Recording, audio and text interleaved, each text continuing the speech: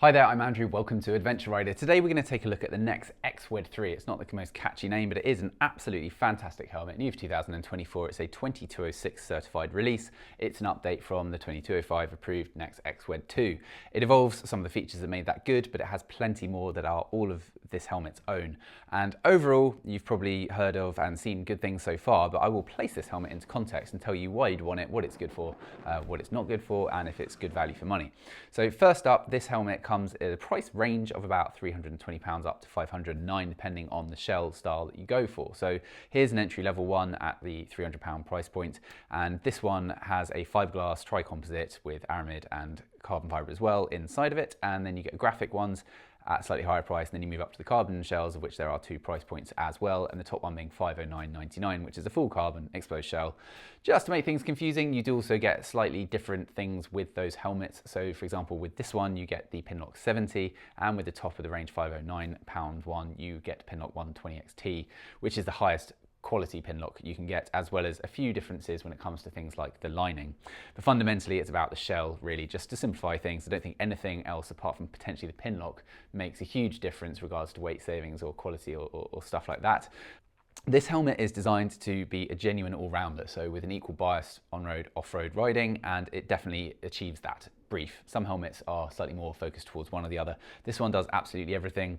It is basically the Swiss Army knife of dual sport helmets, not only because it's a dual sport and therefore it's 4-in-1 in terms of being able to have the peak or remove it, and have the visor or remove it and wear it with goggles, and have it in street configurations, off-road configurations.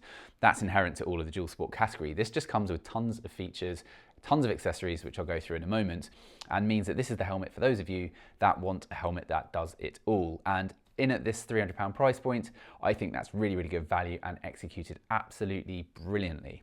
So one of the main things I like about the X.Wed 3 is the fact that it has this internal sun visor, and it's a really well designed, very easy to operate, very large internal sun visor. It does not get in the way of your nose or anything like that, but it just does a fantastic job. And lots of us want this. Companies like Arai say they won't compromise on safety, and so they won't make a helmet with an internal sun visor, but here we have a very good, very safe 2206 helmet that does it, so it's definitely possible. And the benefits that I get from having this, like not being blinded by the light with the wrong kind of visor on, outweigh what Arai seem to be saying about the concerns to do with safety. And for me, this is a really well executed way of doing all of that. And by the way, the 2206 standard has to be tested in lots of different configurations. So all of the accessories that come with this helmet, the helmet has to be tested with them all on. So there's nothing you could worry about taking away and detracting from this helmet's ability to pass 2206 standards. Overall, we have three different shell sizes. So we have extra small and small, medium large, extra large, and 2XL, and that's pretty par for the course. The helmets are all handmade in the Nexx factory in Portugal, with parts coming in from Italy, so it's a European affair if that sort of thing is important to you. The sizing is absolutely accurate. It's an intermediate oval fit. I found it incredibly comfortable straight away out of the box, and that's something you don't often find with most of the helmets on the market, but this one really, really is a very comfortable place to be. And this is the one that I've been wearing for the last few weeks, both on road and extensively off-road. And I found that the standard model, which we have here, was absolutely perfect. And to me, I don't necessarily see the need to spend more unless you particularly want that flashy carbon look, in which case absolutely go for it. But the weight saving, this is a helmet that comes in at a standard weight of around 1700-ish grams without the peak. And that's pretty par for the course. The minimal weight saving up to the carbon fiber one isn't really enough that you notice it. In practice, you just don't. So I don't think it's going to materially change the feel and the experience you have with the helmet. So with this, and with all dual sports, you get this large aperture visor, which gives you great awareness of your surroundings. This does a really good job of sealing in any sort of weatherproofing, and therefore that has a good quality with soundproofing. It's one of the quieter dual sport helmets that I've used. Dual sport helmets are not quiet full stop, and there are quieter ones like the Schubert out there on the market if that's your main concern. But for me, this was absolutely great, and it didn't lead me to want to have any sort of earplugs in or anything like that. There's lots of ventilation options which genuinely do a good job of ventilating despite having the presence of that sun visor. Obviously, don't forget, inside the shell when it's retracted, that's going to slightly prevent air being able to get to your forehead.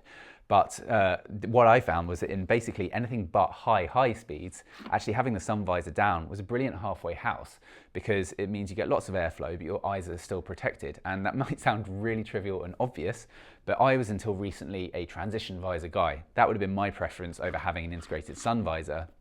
keeping the helmet slightly lighter, and I like things to just be as simple as possible. So I'd have the transition visor, and that had downsides such as the cutouts here when you have it up going different colors due to the different lights, and then it's sort of being all over the place when you put it down. But when you're off-road at low speeds, you wouldn't want the visor down because I like to have the airflow, and if you have it up slightly, then you've got obviously a tint going on here, nothing there, and that can be a bit off-putting. So in practice I just had it up, which meant my eyes then weren't protected, and you get flies in your eyes and stuff like that when you're going on the trails. Whereas with this, in anything but motorway speeds, so in town as well, you get lovely airflow, your eyes are protected within reason, and it does everything I want it to do. So actually this is my sort of happy place, and the only times I think off-road you would need to go as far as putting this up and potentially switching to a goggle option would be when you have fine particles of sand and dust and things like that, especially if you're riding in a group. Then this is not going to be enough because that will find its way to your eyes, and that's where goggles come in. But for me, in everything else, in all other situations, having this internal visor was just really useful. This is one of the best internal visors. It's extensive, comes down really far, but doesn't get in the way of your nose. So you feel like you are sort of fully protected. There's no, again, awareness that the visor sort of stops short of going full way or anything like that. So I really commend Nexx for executing that well. Similarly, the peak itself, it is a sizable peak, but it has loads of cutouts. I never found there was any noticeable drag. If you move your head right to the side, then you start to notice it a little bit, but again, not enough that I'd ever think, in all honesty, I needed to switch to take this off on the motorway. And that's a really good thing, because although that is one of the key features about dual sport, being able to strip it down and then leave it as a street helmet, in reality, we don't want to be stopping every time we're going onto an A road or a motorway because our peaks, massively catching in the wind and dragging. And this one doesn't. So I think they do a really good job there. And they also do a good job of still making the the vent points accessible around that without the two fighting each other. This middle one can be a little bit tricky with gloves on, with the peak in the middle here, but it's still possible. It's probably just me familiarizing myself with the helmet. So too, this is very easy to access, this slider mechanism for the sun visor. And then we have exit vents here on the rear of the shell, and we have this goggle retaining clip, which is really good feature, holds the goggle strap in place, and you can actually just take that off. You can unscrew it if you don't want that, but it's easy to just slide the goggle strap in and out there as well. So in terms of the liner, this is very comfortable. As I said, in the carbon version, you are going to get a slightly nicer liner. You're also going to get hydration hose channels, little kind of pulleys to attach the hose if you need it, a slightly nicer liner and sort of chin area. But this is really good as standard at the price point this one comes in at. Double D-ring fastening mechanism. The EPS has decent channels for air ventilation.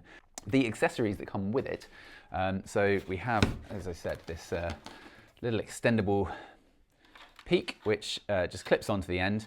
And in practicality, it's nice to have that. I don't really think there's no need for it in terms of blocking out any more sunlight, because it's just not going to make a huge difference. And as I have pointed out, you do have that sun visor anyway. What it is useful for is if you are riding in a group and you're riding spiritedly, particularly on loose surfaces, then it's great for stopping things being flung at your eyes. That's the most useful practical application I found of it, as a sort of, the Americans call it like a roost protector. So when someone's kicking up a roost in front of you, great accent I know, you can then sort of use that to block it. But when you have that on, bear in mind it will start to catch in the wind. So you're only going to want it, I think, in very specific circumstances and not all that often. Inside the box, you get this little triangular section, which don't mistake it just for a piece of packaging to protect the helmet, because it's got lots of accessories in it. It has all the action camera mounts. It has spares for the peak hinge and for the visor hinges as well, which is really nice, and that is to be commended, because some brands make it incredibly difficult to get spares when those spares are very, very much needed. Chin curtain, and then visor blanking plates as well on the side. So with these action mounts, it's great to have the option, I suppose. You're not going to find me wanting to fiddle around and configure that, because I think a far more sensible solution is to get something like the Django gripper mount, which is something that we sell at adventurerider.co.uk, and you put the GoPro onto it, you just clip it to your handlebars, and then you take it off. You can do it going along with one hand as long as you're careful, and then you just slide it up into your chin in position, take it off when you don't want it, give it to a friend. It's super easy without you having to go and have this sort of like fixed antenna sticking out for the action camera. I think that's a better solution in practice day to day if you need camera mounting solutions.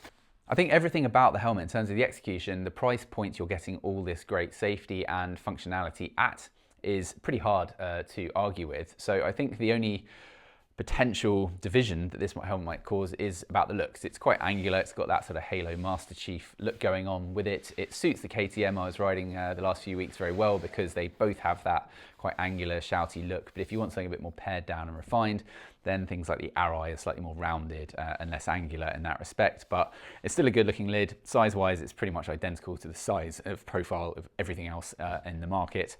And yeah, just a really, really good update from Nexx. They've carefully considered everything. They've improved things from the X.Wed 2 that people wanted improved, and they've upgraded everything to a very, very high standard for the price point that we have, certainly in the entry levels of the helmet on offer. So if there's anything else you want to know, anything I've missed, then please leave that in the comments section below.